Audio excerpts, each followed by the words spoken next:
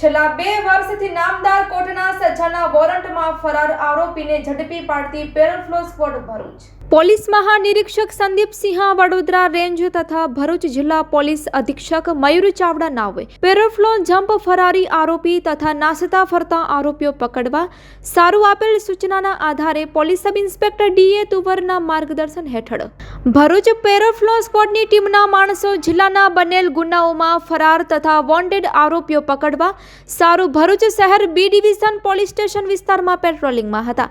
તે સમય દરમિયાન ખાનગી બાતમી મળી હતી કે નામદાર કોર્ટના સજાના વોરંટમાં ધરપકડથી બચવા સારું નાસતા ફરતા આરોપી સામાવાડા ફયાઝ આદમ પટેલ રહેવાસી C7 મદની પાર્ક રહેમાની મસ્જિદની સામે હુસેનિયા પાસે ભરૂચ શહેર બી ડિવિઝન પોલીસ સ્ટેશન વિસ્તારમાં પોતાના ઘરે આવેલ છે. જેવી બાતમીના આધારે ઝડપી પાડી આગળની કાર્યવાહી કરવા સારું ભરૂચ શહેર બી ડિવિઝન પોલીસ સ્ટેશનને સોંપવામાં આવેલ છે. Report by Ketan Mehta, Bharuch.